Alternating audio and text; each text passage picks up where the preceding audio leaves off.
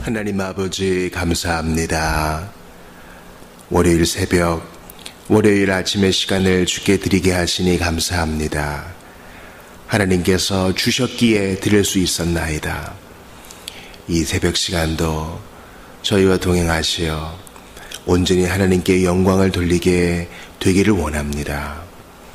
하나님 아버지, 오늘도 많은 일이 저희를 기다리고 있습니다. 이리 뛰고 저리 뛰다가 저녁을 허무하게 맞이하지 않게 하시고 매 순간 성령님을 의식하고 하나님의 말씀을 묵상하면서 우리의 삶이 어디서부터 기원되었고 어디로 돌아가는지를 분명히 인식하는 저희들 될 수 있기를 간절히 바라고 원합니다.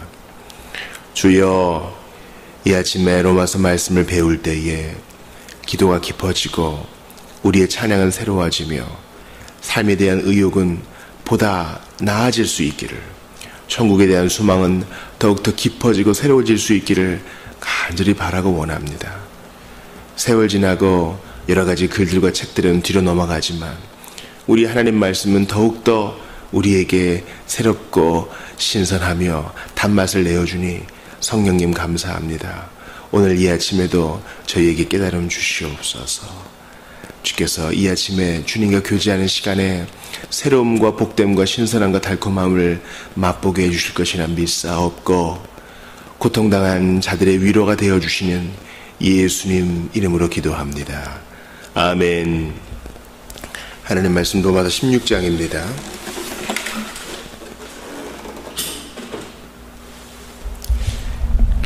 로마서 16장 21절부터 23절까지를 봅니다.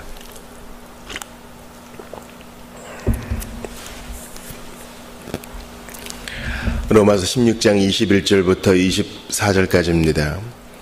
나의 동역자 디모데와 나의 친척 누기오와 야손과 소비바다가 너희에게 문안하느니라.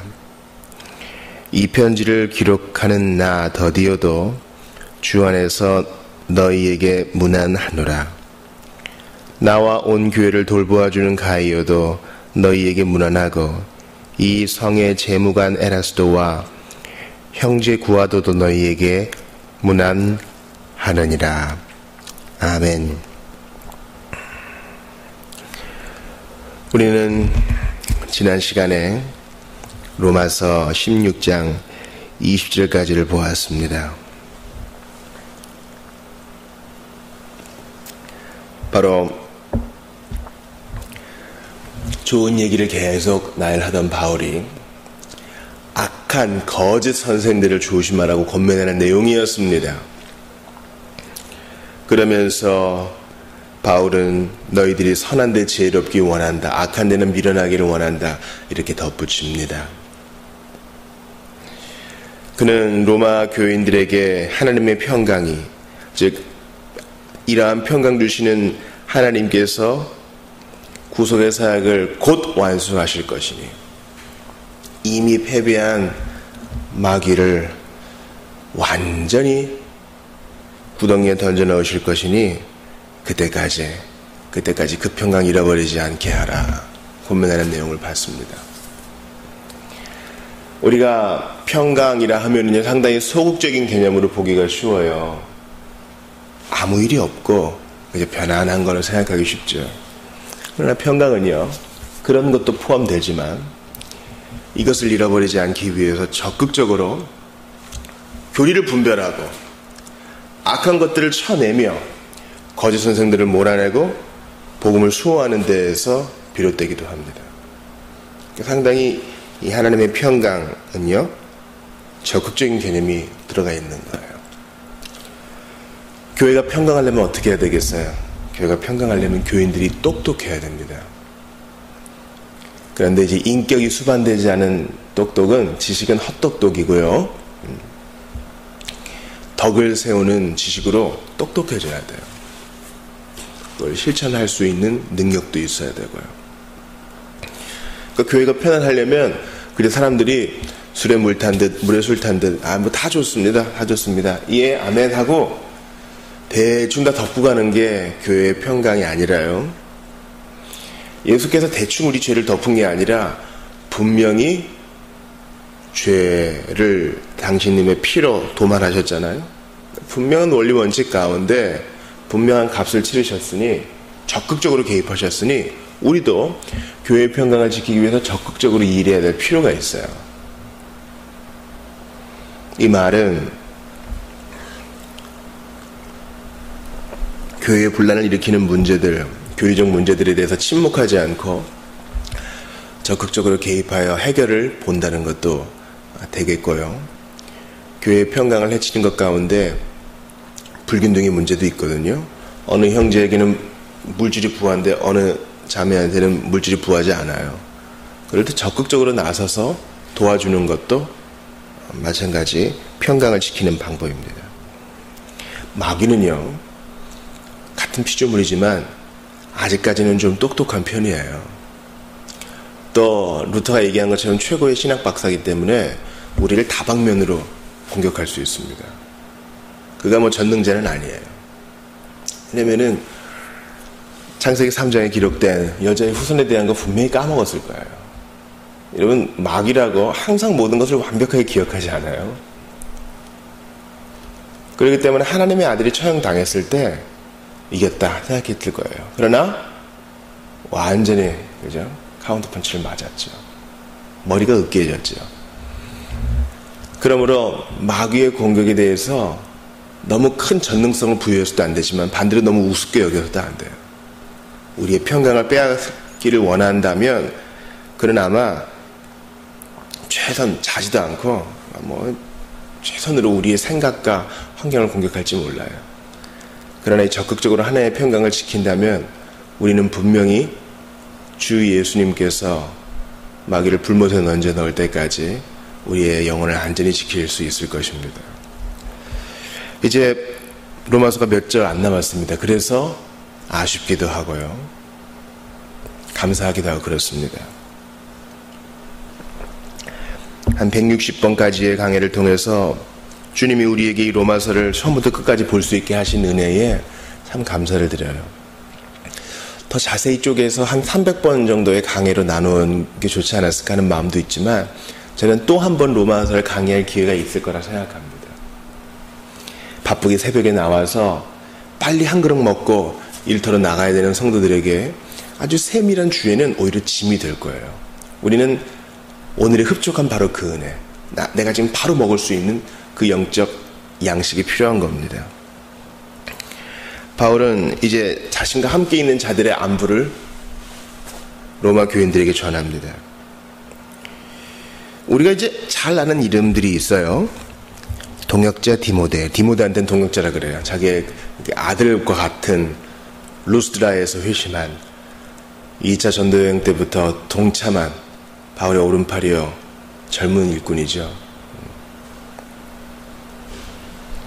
그래서 아마 로마서를 처음 기록할 때는 좀 안 보이다가 이제 로마서를 마무리한, 대피를 했으니까, 이렇게 옮겨졌게 했으니까 구술하는 가운데 작업 중에 아마 왔을 가능성이 있어요.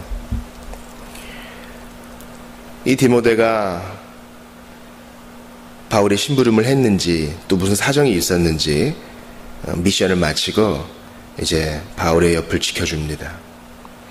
또 나의 친척 누기오와, 이 누기오에 대해서는 정확하게 나와 있는 것이 없어요. 친척이라고 하니까 아마 가까운 피부치라거나 또 주 안에서 형제되었다라고도 얘기할 수 있는데 전자의 의미가 더 맞을 거예요. 또 야손도 안부를 전한다 그러죠. 야손은 누구예요? 제가 사도행전 17장 5절부터 9절을 읽어드릴게요. 데살로니가에서 일어난 일이에요. 그러나 유대인들은 시기하여 저자의 어떤 불량한 사람들을 데리고 때를 지어 성을 소동하게 하여 야손의 집에 침입하여, 야손이 데살로니가에 살았나 봐요. 그들을 백성에게 끌어내려고 찾았으나 발견하지 못하며 야손과 몇 형제들을 끌고 읍장들 앞에 가서 소리질러 이르되 천하를 어지럽게 하던 이 사람들이 여기도 이름에, 야손과 그의 형제들이 얼마나 놀랐겠어요. 야손이 그들을 맞아 들였도다. 이 사람들이 다 가이사의 명을 거역하여 말하되 다른 임금 곧 예수라 하는 이가 있다 하더이다 하니 무리와 읍장들이 이 말을 듣고 소동하여 야손과 그 나머지 사람들에게 보석금을 받고 놓아 주니라. 그러니까 야손은 생명의 위기도 겪었고 물질의 손해를 기꺼이 감수하면서 사도를 도왔어요. 그러니 바울의 마음이 분명히 새겨져 있을 텐데 지금 로마서를 기록한 현장에 같이 있어요. 그러니까 데살로니가에 있어 고린도에서 있는 거예요. 지금 이 편지를 기록하는. 그러니까 여러분, 모든 사람이 다 바울과 같으면 좋을 것 같죠? 아니에요. 다 싸움박질할지 몰라요. 우리에게는 바울과 같은 행동가도 필요하고요. 물론 바울은 사상가이자 사도이자 그렇죠. 그러니까 우리에겐 바울과 같은 사람도 필요하고 눈에 띄게 일 잘하는 사람도 필요하고 조용하지만 그 자리를 지키는 그죠? 디모데도 필요하고 무명의 친척이지만 바울을 현재 돕고 있는 누기오도 필요하고 또 야손 과거에도 도왔고 지금도 돕는 야손도 필요해요. 그러니 눈에 보이는 것이 능사가 아니죠. 사실 우리 눈에 보이는 손발, 몸, 눈 이런 것들 정말 소중하지만 더 중요한 일을 이 몸 안에서 일어나고 있는 거 아시잖아요. 뇌에 문제가 있다면 큰 문제가 있을 것입니다. 이제 예수님 머리 되시니까 지체로 내려가 보죠. 심장 안에 감추어져 있지만 없으면 죽습니다. 또한 이 지체와 지체를 연결하는 핏줄과 신경들은 어떻게 할 거예요? 너무너무 소중하죠. 소화액을 분비하는 기관들, 내장, 장기들이요. 없으면 큰일 나고 특별히 콩팥 없으면 난리 납니다. 눈에 띄지는 않지만 소중한 사람들, 이들은 다 동역자예요. 그러니까 바울 같은 사람만 있으면 안 되고요. 디모데와 같은 사람들, 소시바드와 야손과 같은 사람도 필요합니다. 루터는 기본적으로 종교개혁자 루터는 깃발을 흔드는 사람이었어요. 루터는 교회에 소속되어서 정교적으로 설교하는 사람은 아니에요. 깃발을 흔드는 사람은 모험이 있어야 되고 용기가 있어야 되고 목숨까지 내어거는 기치가 있어야 돼요. 분명한 이상이 있죠. 루터는 그렇게 깃발을 흔들었어요. 우리 주를 위해 나아갑시다 소리 지를 수 있어요. 사람들이 이제 그 깃발 안에 모였단 말이죠. 근데 그 깃발 안에 모인 사람들이 다 똑같이 또 깃발만 흔들면 안 돼요. 군대로 모였기 때문에 어떤 사람은 이제 침착하게 막사로 돌아가서 밥해야 되고요. 어떤 사람은 무기를 손질해야 되고요. 어떤 사람은 계속 땅을 파야 되고요. 어떤 사람은 참으로 지루하지만 적이 언제 오는가 계속 망원경을 바라보면서 관측해야 됩니다.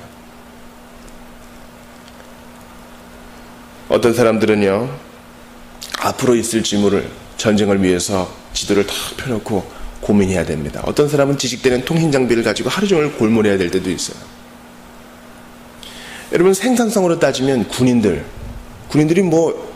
재화 용역, 돈을 산출해냅니까? 물건을 만들어냅니까? 주로 소비하죠. 그런데 그런 군인들이 필요합니까? 네, 필요합니다. 100년에 한 번, 500년에 한 번 전쟁이 있다 해도 그들이 있다는 것 자체가, 존재 자체가 우리에게 위로를 주고 우리에게 안심을 주어요. 마찬가지예요. 눈에 띄게 무슨 일을 한 게 없는 것 같아. 오늘 본문에 친척 누기오 같은 사람 보세요. 또 여덟째, 이 구아도라는 사람도 보세요. 응? 본문 23절에 나오죠. 형제 구아도. 아마 그 노예 형제 중 한 명이었을 거예요. 너 뭐 하는 일 뭐 있어? 누기오 너 뭐 했어? 전도여행 때 동행을 했니? 물질로 공개를 했니? 너의 집을 개방했니? 아니요. 그 존재 자체로 동역자예요. 존재 자체로 힘이 되는 거예요. 계속 밥 먹고 밥을 축내고 우리의 공동재산을 함께 소비하는 사람이지만 그는 우리 형제고 존재 자체로 우리의 이미 동역자인 거예요. 제가 주일 성경부터 말씀드렸죠. 아이들이 그냥 노래하는 거 하나, 찬양하는 것만으로도 누군가에게 위로가 되고요. 우리 교회에서 제일 어린 애가 막 예배당을 휘젓고 카메라를 뭐 고개를 떨구고 마이크를 뭐 휘젓고 울고 이래도 걔 존재 자체로 진짜 대단한 일을 하고 있는 거예요. 여러분, 우리 교회에서 제일 어린 정아가 없으면 얼마나 삭막해요. 이게 밥을 먹어도 먹은 것 같지 않고 뭔가 좀 껄쩍지근하잖아요. 걔는 존재 자체로 떼쓰고 선생님을 찾고 때로는 오빠와 언니들을 괴롭히면서 때로는 성숙한 예쁜 모습을 보여주는 자체로 대단한 사역을 하고 있는 거예요. 우리 동력자예요. 22절도 보세요. 이 편지를 기록하는 나 더디어도 주 안에서 너희에게 무난하더라. 이게 바로 당시에 편지 쓰는 방식이었어요. 바울이 성령의 감동으로 구술을 하면 더디어가 옮겨 적죠. 그는 아마 기계적으로 말을 받아 적은 사람에 불과했을지 모르지만 주 안에서 귀한 일을 한 거예요. 귀한 일을 한 거예요. 보세요. 주 안에서. 더디어는 지금 한마디 했지만 정말 귀한 일을 했어요. 바울이 이걸 말로만 해놓고 기록을 안 남겼으면 우리는 이 복된 교리를, 이 아름다운 하나님의 은혜를 어디에서 발견할 거예요? 그러니까 일종의 비서직과 같은 거죠. 타이프라이터 하고요. 자기 사상을 넣지는 않았지만 도운 거예요. 기꺼이 통로가 되어서. 이번에 주커버그도 그런 얘기를 했더라고요.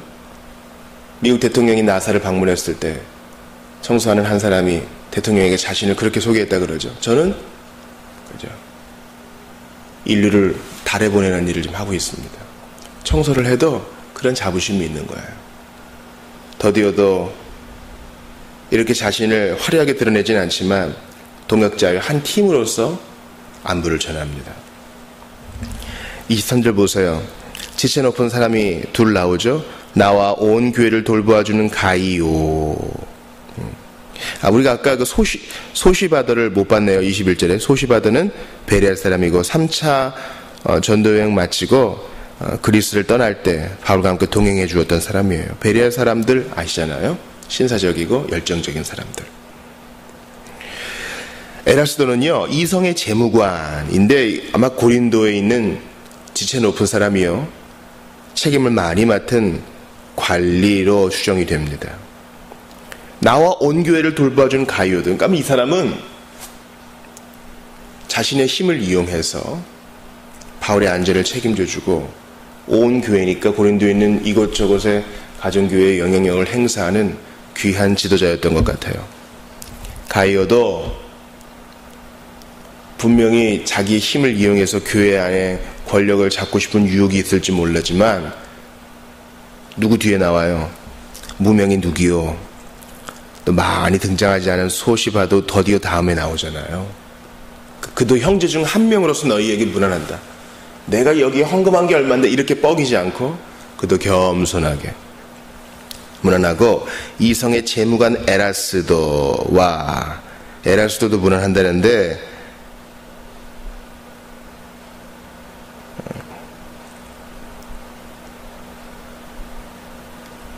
에라스도가 이제 고린도의 재무관이라고 할 수 있겠고요. 아마 가이오는 부유한 자로서 교회의 필요를 채워주는 사람이라고 이해하는 게 좋겠습니다. 예. 앞에 설명을 수정합니다. 가이오는 돈을 대어주는 사람, 에라스도는 관리이지만 무명의 사람들 뒤에서 형제와 일반으로 자신을 소개하는 사람으로 나옵니다. 그리고 이제 구하도가 나오죠.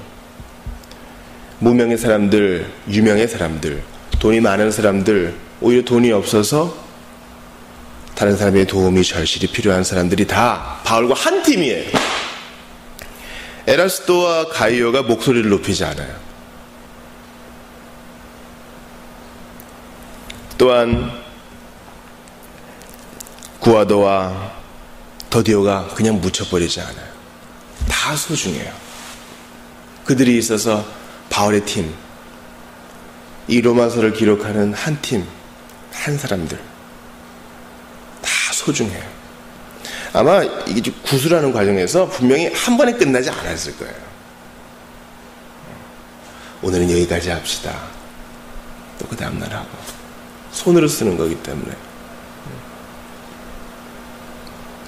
그래서 아마 찬양하는 데서 탁 마치고 또 그 다음 날로 넘어가고, 그러면서 이제 사람들이 들으면 알며 물어봤을 거 아니에요. 가이오도 물어보고, 헌금을 가져다 주면서 선생님 사도여 무엇을 하십니까? 물어봤겠고, 에라스도도 공무 중에 틈을 내요 교회를 돌보는 중에 더디오가 무언가를 받아 적는 걸 보면서 무엇을 하는가 이렇게 봤을 겁니다. 편지를 받아 적는 더디오도요, 야, 이 복된 교리 앞에 막 손이 떨리고 호흡이 가빠지고 얼마나 경배의 마음에 젖었겠어요. 디모데는 말할 것도 없고요, 같이 그 얘기를 들으면서 맞아, 그거야.